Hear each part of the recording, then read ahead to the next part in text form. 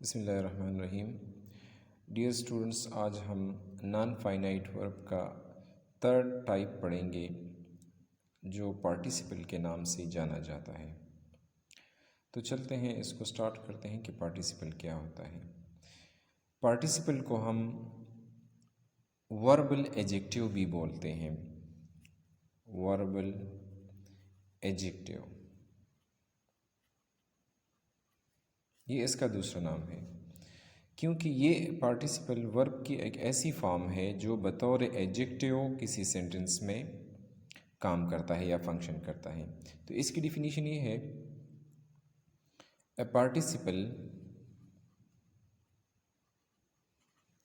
Is a form of verb. लेकिन verb कौन सा होगा? Non finite verb. Non finite verb की डिफिनीशन हमने पहले की है कि एक ऐसा वर्ब जो टेंस के तब्दील होने से या सब्जेक्ट के तब्दील होने से अपने फॉर्म को चेंज ना करे, ऐसे फॉर्म ऑफ वर्ब को हम क्या कहते हैं, या ऐसे वर्ब को हम कहते हैं नॉन फाइनाइट वर्ब। तो ये नॉन फाइनाइट वर्ब का एक टाइप है पार्टिसिपल। लेकिन इसमें शर्त यह है कि ये फंक्शन कैसे करे, that functions as an adjective.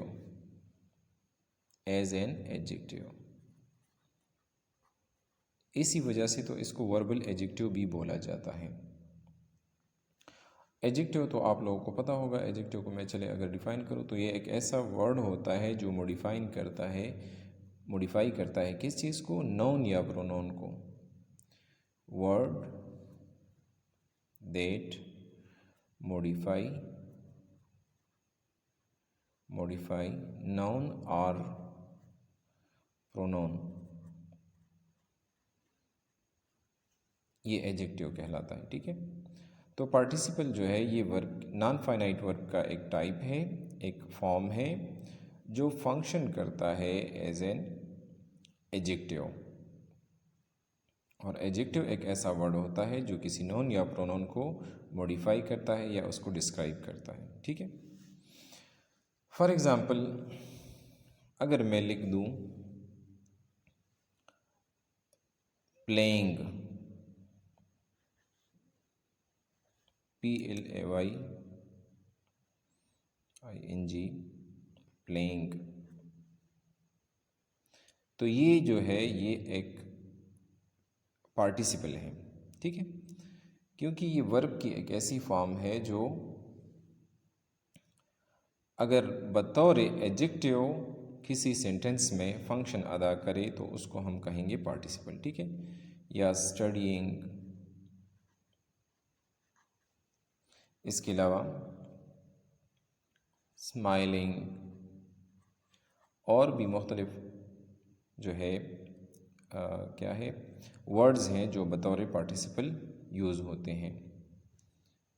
तो चलते हैं, इसको मज़ीद हम फिर कैटेगराइज करते हैं कि पार्टिसिपल की 3 टाइप्स है। ये ज़रूरी नहीं कि ING की फॉर्म में आए, ये वर्ब की थर्ड फॉर्म जो है वो भी आ सकती है। इसके अलावा हैविंग प्लस V3 जो फॉर्म है वो भी आ सकता है। उस बुनियाद पर हमने पार्टिसिपल को डिवाइड किया है।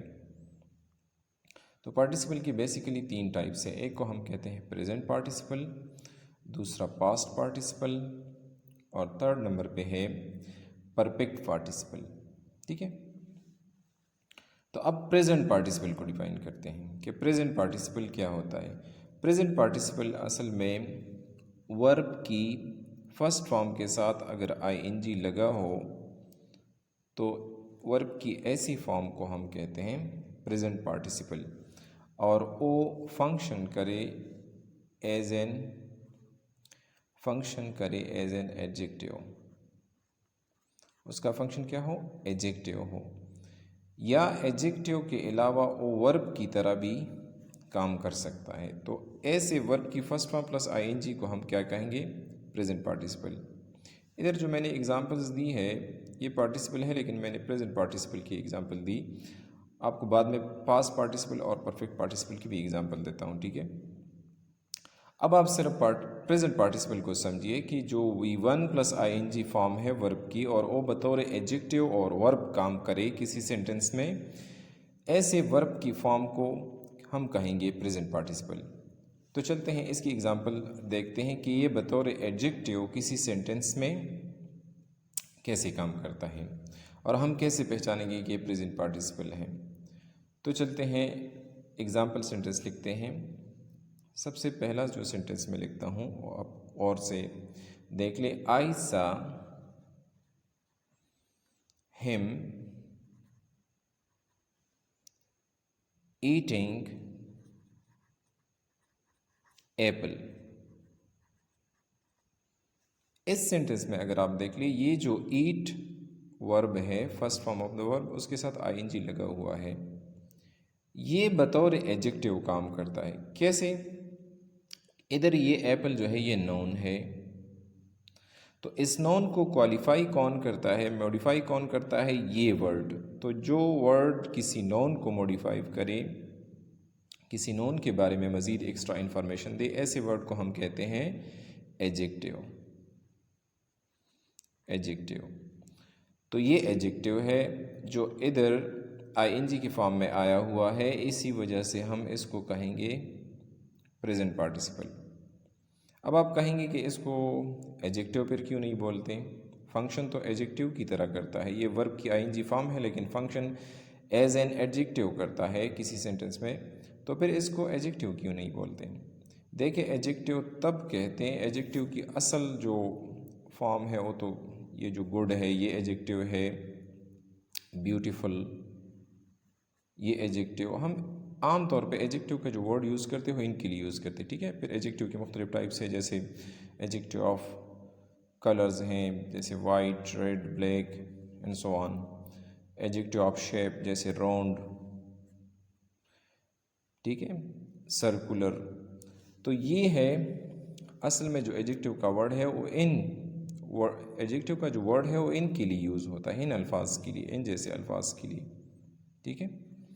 अब इधर ये जो वर्ब की ING फॉर्म हो और वो बतौर एडजेक्टिव काम करे, तो उसको हम क्या कहते हैं? प्रेजेंट पार्टिसिपल, ठीक है। और ये नाउन को हमेशा क्वालिफाई करता है या मॉडिफाई करता है।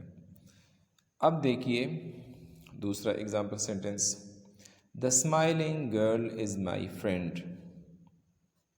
द स्माइलिंग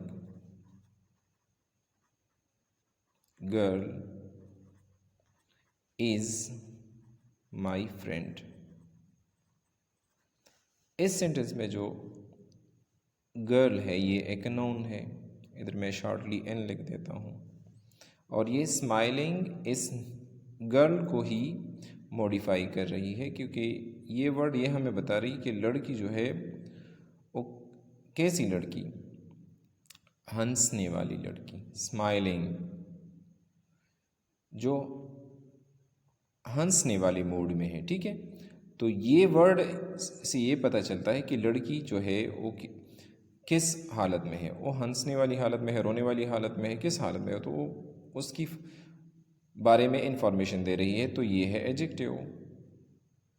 अब हमने बोला कि वर्ब की ING फॉर्म जब एडजेक्टिव की तरह फंक्शन करे किसी सेंटेंस में, और ये एडजेक्टिव की तरह ही फंक्शन कर रहा है क्योंकि ये नाउन को मॉडिफाई कर रहा है, तो इस वजह से इसका नाम भी क्या है? Present participle. शॉर्टली मैंने PP लिख दिया, प्रेजेंट पार्टिसिपल। एक और एग्जांपल देखिए। फॉर एग्जांपल अगर मैं लिख दूं गिव मी ए ग्लोइंग मार्बल। इधर मार्बल जो है ये एक नाउन है, शॉर्टली मैंने N लिख दिया, और ग्लोइंग वर्ब की ING फॉर्म जो इस मार्बल को मॉडिफाई करता है, तो ये है एडजेक्टिव। और वर्ब की ING फॉर्म जब किसी नाउन को मॉडिफाई करे तो एडजेक्टिव होता है, लेकिन हमने उसका नाम रखा है प्रेजेंट पार्टिसिपल, ठीक है। अब जो हमने डिफिनीशन की थी तो उसको एक बार फिर नोट कर लें। उसमें हमने लिखा था कि ये एडजेक्टिव को modify participle as adjective work करता है, लेकिन एडजेक्टिव जो है वो नाउन या प्रोनाउन को ही मॉडिफाई करता है। इधर मैंने जितनी भी एग्जांपल्स दी आप देख लें, एप्पल ये नाउन है, ये गर्ल ये भी नाउन है, इस तरह मार्बल ये भी नाउन है। तो चलिए एक ऐसा एग्जाम्पल लिखते हैं जिसमें ये किसी प्रोनाउन को मॉडिफाई करें, वर्ब की आईएनजी फॉर्म जो किसी प्रोनाउन को भी मॉडिफाई करे, ठीक है। तो इसके लिए चलते हैं, एक और एग्जाम्पल लिखते हैं, he kept me waiting, WAITING waiting. अब इसमें आप देख लें, ये है प्रोनाउन और ये जो वेटिंग है ये इधर एडजेक्टिव की तरह फंक्शन कर रहा है, जो इस प्रोनाउन मी को मॉडिफाई कर रहा है। तो ये वेटिंग ये भी प्रेजेंट पार्टिसिपल है इधर।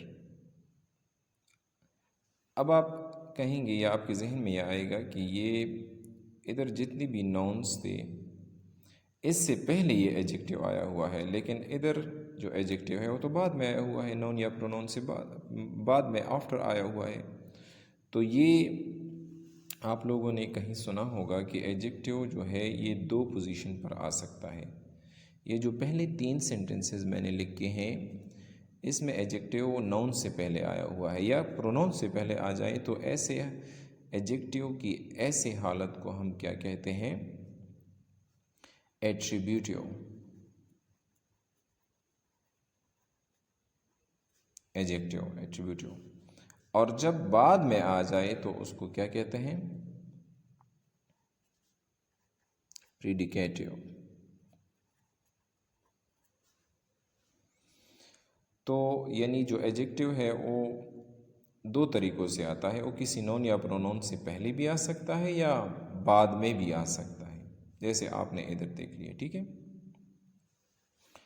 अब आप मज़ीद एग्जाम्पल अगर आप लिखना चाहते हैं तो आप ये लिख देखिए, rising sun looks red, rising sun looks red. इसमें भी ये नाउन को क्या करता है, मॉडिफाई करता है। तो राइजिंग क्या हो गया हमारा, वर्ब का आईएनजी फॉर्म, और ये नाउन है सन, उसको मॉडिफाई कर रहा है ये राइजिंग वर्ड, तो ये है प्रेजेंट पार्टिसिपल।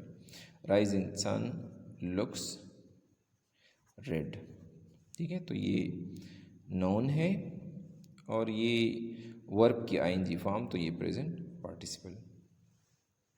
इस तरह एक और सेंटेंस लिखते हैं, जितनी आप एग्जाम्पल्स ज़्यादा देख लें तो इससे आपको उस टॉपिक के कंसेप्ट के बारे में अच्छी तरीके से समझ आ जाता है और फिर आप उसको नहीं भूलते। फॉर एग्ज़ाम्पल अगर मैं लिख दूँ, डोंट टच बॉइलिंग वाटर, ठीक है। तो इधर आप देख लें, ये जो वाटर है ये है नॉन, ये है नॉन, अनकाउंटेबल नॉन है, ठीक है। और ये जो बॉइलिंग है ये बतौर एडजेक्टिव इधर फंक्शन कर रहा है और वर्ब की आईएनजी फॉर्म है। तो वर्ब की आईएनजी फॉर्म जब एज ए एडजेक्टिव वर्क करे तो हमने बोला था कि उसका नाम है प्रेजेंट पार्टिसिपल। तो आपने इन सारे एग्जाम्पल में देख लिया कि हम पार्टिसिपल को या वर्ब की आईएनजी फॉर्म को कैसे बतौर एडजेक्टिव यूज़ करते हैं, या किसी नॉन प्रोनाउन से पहले या किसी नॉन प्रोनाउन से बाद में, ठीक है। नेक्स्ट आप देख लीजिए, कभी कभार आपने जो वर्ब की आईएनजी फॉर्म है ये मुख्तलिफ टेंसेस जो है, जैसे प्रेजेंट कंटिन्यूस टेंस जो है उसमें देखा होगा। फॉर एग्ज़ाम्पल अगर मैं एक सेंटेंस लिख दूँ, आई एम रनिंग, यानी मैं दौड़ रहा हूँ, मैं दौड़ रहा हूँ।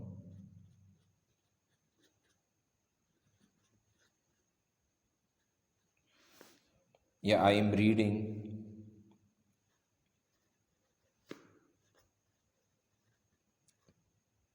या आप राइटिंग लिख दे,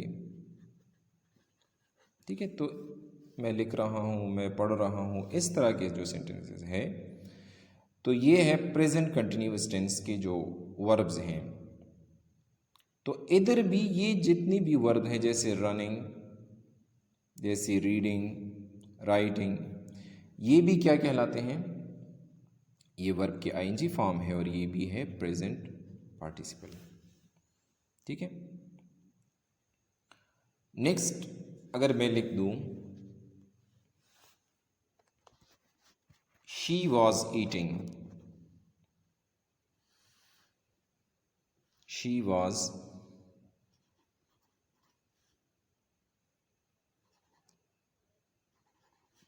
ईटिंग, तो इधर ये ईटिंग जो है ये भी प्रेजेंट पार्टिसिपल है। क्यों? क्योंकि इधर जो है ये वर्ब की आईएनजी फॉर्म है और ये बतौर वर्ब ही इस टेंस में यूज हुआ है। ये है पास्ट कंटिन्यूअस टेंस।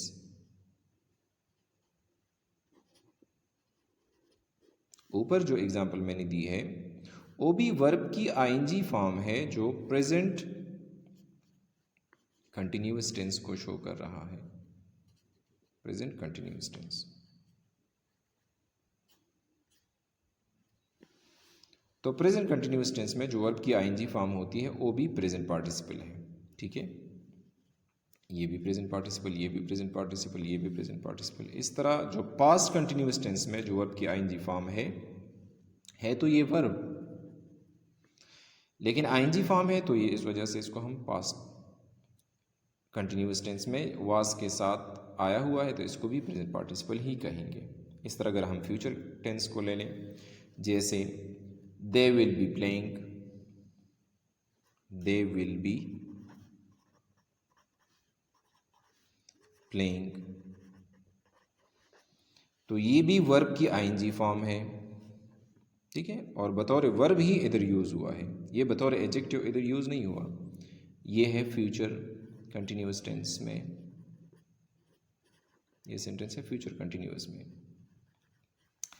तो बतौर वर्ब अगर वर्ब की आईएनजी फॉर्म आपने कहीं भी देख ली, किसी भी टेंस में आप देख ली, तो ये भी प्रेजेंट पार्टिसिपल, ये भी प्रेजेंट पार्टिसिपल होगा। तो बतौर वर्ब भी फंक्शन करता है प्रेजेंट पार्टिसिपल और बतौर एडजेक्टिव, लेकिन मोस्टली ये जो मशहूर है प्रेजेंट पार्टिसिपल, ये एडजेक्टिव के लिए मशहूर है कि ये बतौर एडजेक्टिव काम करता है। ठीक है, अब शायद कुछ स्टूडेंट्स के जहन में एक कन्फ्यूजन अराइज हो और वो कन्फ्यूजन मैं इधर दूर करना चाहता हूँ कि वो कन्फ्यूजन क्या है। वो कन्फ्यूजन ये है कि अब आप कहेंगे कि सर इससे पहले आपने जेरंड पर डिस्कशन की थी कि जेरंड भी वर्ब की आईएनजी फॉर्म है। अब इधर आप कह रहे हैं कि वर्ब जो है, कुछ वर्ब्स भी हैं वो भी आईएनजी फॉर्म में आते हैं, पार्टिसिपल भी वर्ब की आईएनजी फॉर्म है। तो हम कैसे पहचानेंगे कि जेरंड है ये वर्ब की आईएनजी फॉर्म है, पार्टिसिपल है, क्या चीज़ है, एडजेक्टिव है, हम कैसे बोलेंगे, ये डिसीजन हम कैसे लेंगे? ठीक है,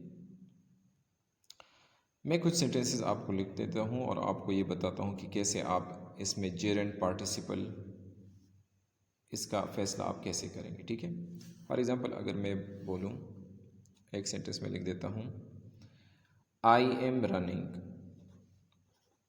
आई एम रनिंग, यानी मैं दौड़ रहा हूँ। ठीक है, अब एक और सेंटेंस में लिखता हूँ, running is a good habit, यानी दौड़ना जो है ये एक अच्छी आदत है। अब थर्ड आप एग्जाम्पल लीजिए, आई सा ए रनिंग बॉय, आई सा ए रनिंग बॉय। अब आप देखिए रनिंग इधर भी आया हुआ है, ये वर्ब की आईएनजी फॉर्म है, इधर भी वही रनिंग आया हुआ है जो वर्ब की आईएनजी फॉर्म है, और इधर भी रनिंग आया हुआ है जो वर्ब की आईएनजी फॉर्म है। लेकिन इधर जो रनिंग आया हुआ है ये वर्ब की आईएनजी फॉर्म है और ये प्रेजेंट कंटिन्यूअस में आया हुआ है और ये वर्ब की तरह फंक्शन कर रहा है। तो ये वर्ब है। तो मैंने इसको कहा हुआ है कि ये क्या है, वर्ब है। और अगर वर्ब जब आईएनजी फॉर्म में आए, प्रेजेंट कंटिन्यूअस टेंस में आए, पास्ट कंटिन्यूअस टेंस में आए या फ्यूचर कंटिन्यूअस टेंस में आए, तो ओ बी होता है प्रेजेंट पार्टिसिपल। तो ये हो गया प्रेजेंट पार्टिसिपल, लेकिन फंक्शन इसका वर्ब है इधर। दूसरा, running is a good habit. इधर रनिंग जो है ये सब्जेक्ट की जगह पे आया हुआ है और ये फंक्शन कर रहा है एज ए नोन। और हमने बोला था कि जब वर्ब की आईएनजी फॉर्म सब्जेक्ट या ऑब्जेक्ट की जगह पे आए और नॉन की तरह फंक्शन करे तो उसको हमने बोला था कि वो होगा जेरेंट। तो आपने देख लिया कि इधर वही रनिंग है लेकिन हमने उसका नाम रखा जेरेंट, हमने उसको प्रेजेंट पार्टिसिपल नहीं बोला, क्योंकि इधर रनिंग बतौर नॉन फंक्शन कर रहा है इस सेंटेंस में।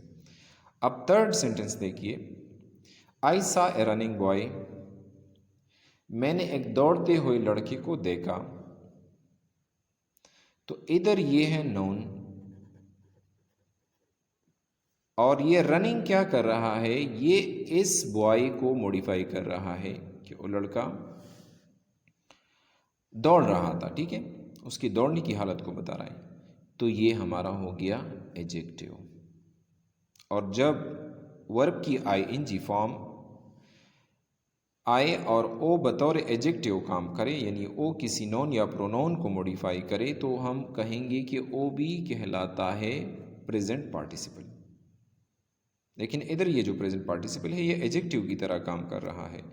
और वहाँ पे जो फर्स्ट सेंटेंस में मैंने एग्जांपल लिखी है, ओ वर्ब की आईएनजी फॉर्म है, प्रेजेंट पार्टिसिपल है, लेकिन ओ बतौर वर्ब काम कर रहा है, बतौर वर्ब फंक्शन कर रहा है।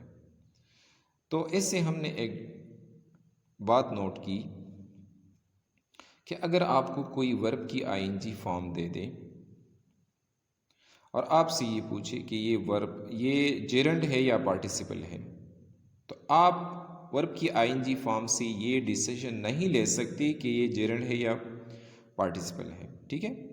ये सेंटेंस में जिस तरीके से फंक्शन करता है उस फंक्शन की बिना पर फिर हम ये डिसाइड करेंगे कि ये प्रेजेंट पार्टिसिपल है या जेरंड है। आई थिंक आपको ये कन्फ्यूजन अब नहीं होगी और ये कन्फ्यूजन आपकी क्लियर हो चुकी होगी। अब एक और बात आप नोट करें कि ये जो वर्ब्स ऑफ सेंसेस हैं, यानी ऐसे वर्ब जो हमारे 5 सेंसेस के लिए यूज होते हैं, verbs of senses. Verbs of senses आप जानते हैं, जैसे लुक, मसलन देखना, ये आई की थ्रू होता है, एक वर्ब यूज होता है, इसे वर्ब ऑफ सेंस कहते हैं। या वॉच, या स्मेल, टेस्ट, या सी, ऑब्जर्व, ठीक है, या लिसन, हेयर, एक्सेट्रा।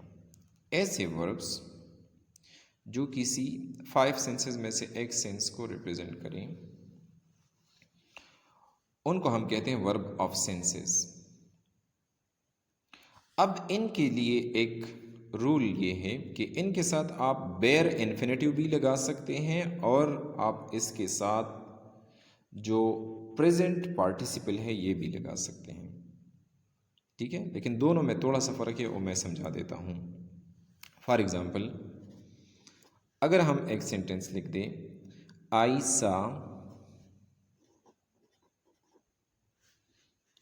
सा हर eat apples, eat apples। अब इधर आप देख लें, सी या सा जो है ये वर्ब ऑफ सेंस है, देखना। तो इसके साथ हमने टू ईट नहीं लगाया, बल्कि हमने लगाया हुआ है ये टू ईट, ये बेयर इन्फिनेटिव है, इसके साथ टू नहीं लगता, ठीक है, क्योंकि ये एक्शन वर्ब है। लेकिन इस वर्ब के साथ हमने टू नहीं लगाया, बल्कि वर्ब की फर्स्ट फॉर्म ही लगा दी। और हमने ये ऑलरेडी डिस्कस किया हुआ है कि वर्ब की फर्स्ट फॉर्म बग़ैर विदाउट टी टू आ जाए, टी ओ टू आ जाए तो उसको हम बेयर इन्फिनेटिव बोलते हैं। तो ये अब इसी सेंटेंस को अगर मैं इस तरह लिख दूँ, आई सा हर eating apples,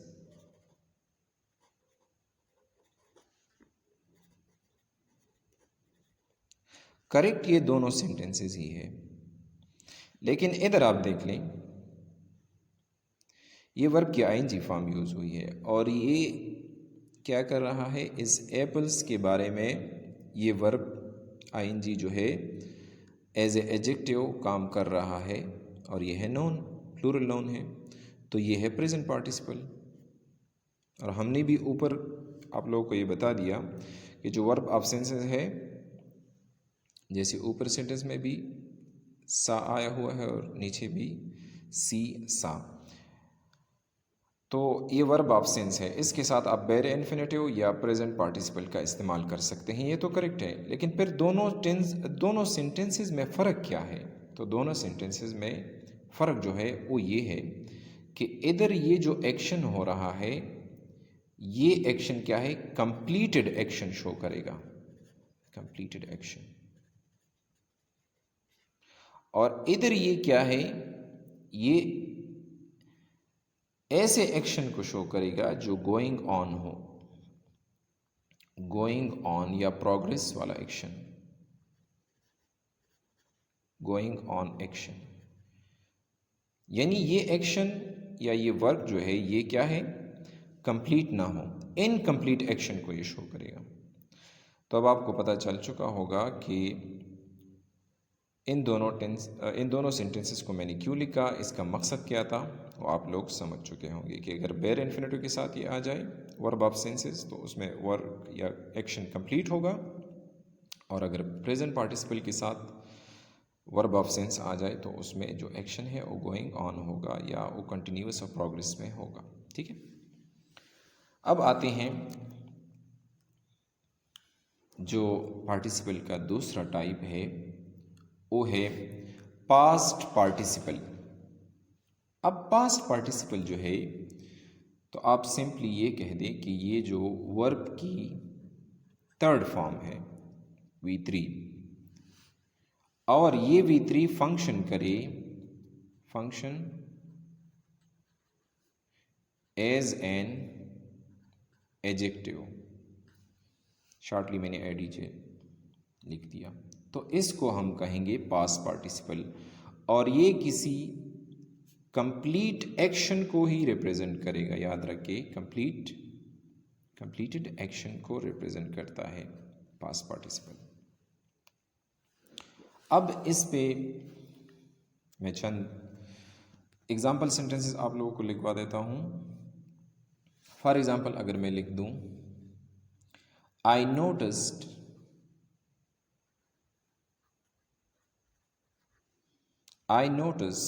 a broken glass।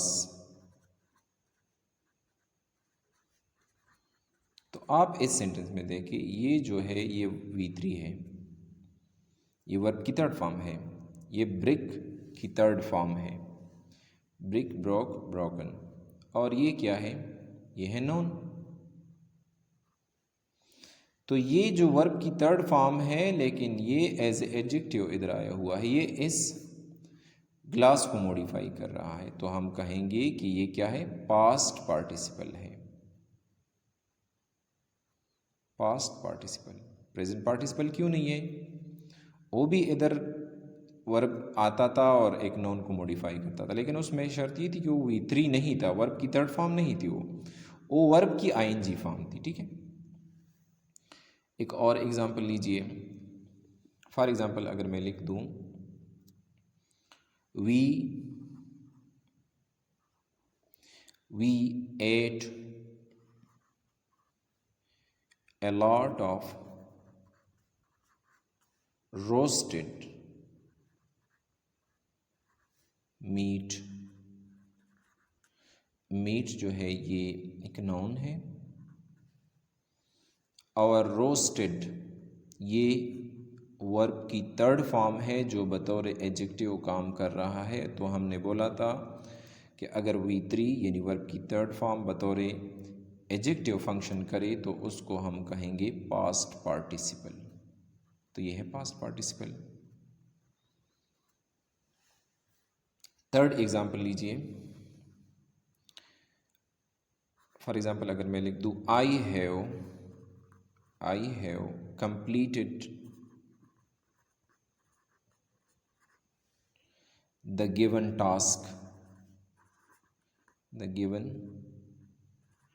Task, ये टास्क जो है ये है नाउन और गिव की जो थर्ड फॉर्म है वो है गिवन। तो ये V3 है और ये बतौर एडजेक्टिव इधर आया हुआ है, ये इस टास्क को मॉडिफाई कर रहा है। तो ये भी हो गया पास्ट पार्टिसिपल। तो आई थिंक आपको पास्ट पार्टिसिपल की जो सेकंड फॉर्म हमने डिस्कस की पार्टिसिपल की, पास्ट पार्टिसिपल, वो आप लोगों को समझ आ चुकी होगी। ठीक है, इसमें V3 जो है वो एज एन एडजेक्टिव वर्क करता है। ठीक है, अब आते हैं परफेक्ट पार्टिसिपल पे। परफेक्ट पार्टिसिपल जो होता है ये हैविंग प्लस V3 फॉर्म है वर्ब की, और ये भी शर्त इसके लिए भी यही है कि ये फंक्शन करे किसकी तरह, एज एन एडजेक्टिव। अब अगर कोई आपसे ये पूछे कि परफेक्ट पार्टिसिपल हम कहाँ यूज़ करते हैं, तो याद रखिए ये जब दो एक्शंस हों लेकिन दोनों एक्शंस में टाइम का डिफरेंस हो, ठीक है, टाइम का गैप हो, तो उस वक्त हम परफेक्ट पार्टिसिपल का इस्तेमाल करते हैं। कैसे? फॉर एग्ज़ाम्पल इसके लिए होने तो दो एक्शन होने चाहिए। ठीक है, एक तो ये ज़रूरी बात है। फॉर एग्ज़ाम्पल अगर मैं लिख दूँ एक एक्शन में, ये लिख दूँ एक सेंटेंस में, ही रोट ए लेटर,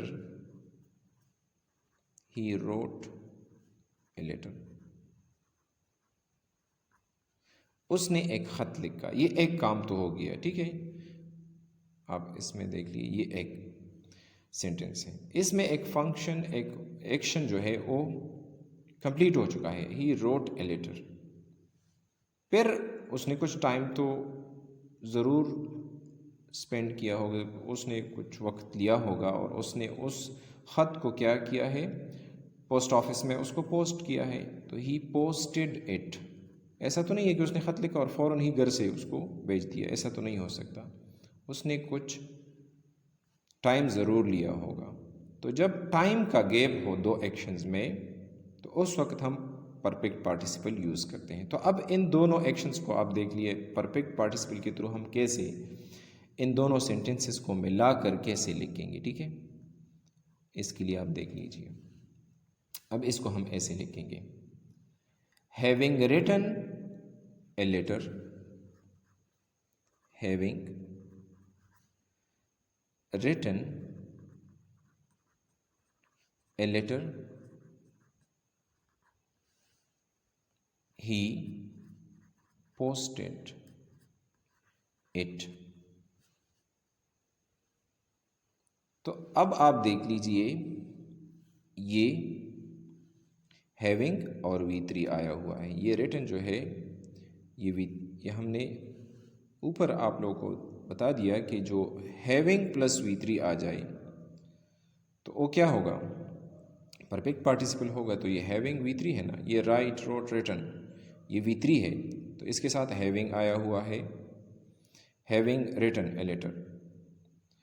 तो ये हमारे पास है perfect participle, perfect participle.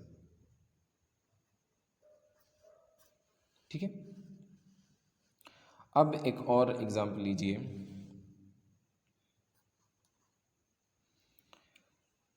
Having won the match, having won the match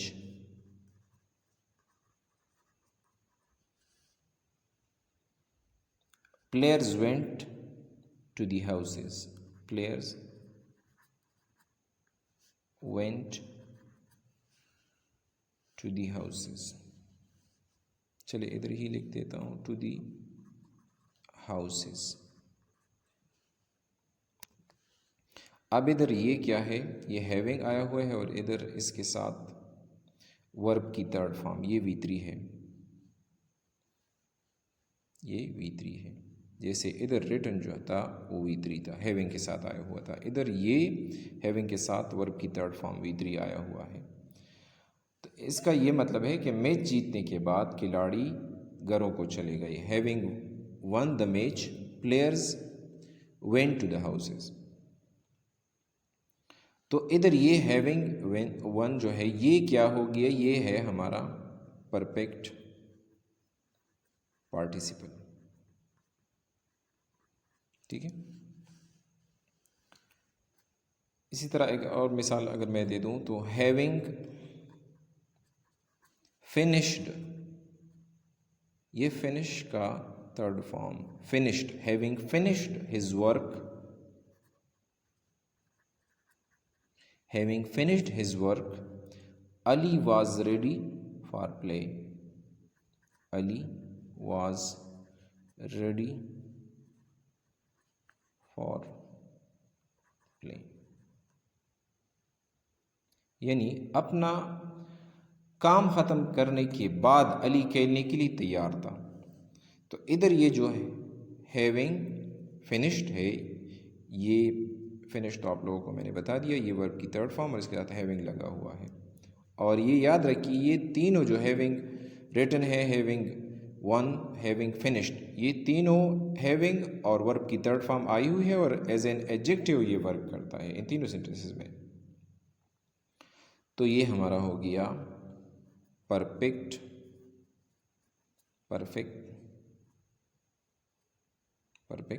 participle.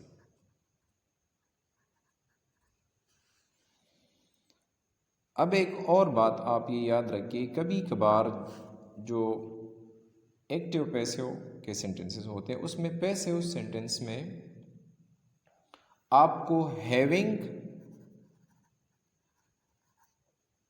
Been plus V3 की फॉर्म में बी परफेक्ट पार्टिसिपल आपको नजर आएगा, हैविंग बीन प्लस V3। और जो एक्टिव वॉइस में जो सेंटेंसेस है वो हैविंग प्लस V3 की फॉर्म में नजर आएंगी। तो ये एक बात भी आप नोट करें कि कहीं अगर आप पैसिव वॉइस में इस तरह का स्ट्रक्चर देके इस तरह के सेंटेंस का अंदाज देख ले तो वो भी परफेक्ट पार्टिसिपल ही होगा। तो आई थिंक आप लोगों को पार्टिसिपल के हवाले से ये वीडियो पसंद आ चुकी होगी और आपकी कन्फ्यूजन दूर हो चुकी होगी। अगर आपको ये वीडियो पसंद आई हो तो इसको लाइक कीजिए और इस चैनल को सब्सक्राइब कीजिए। Thank you very much.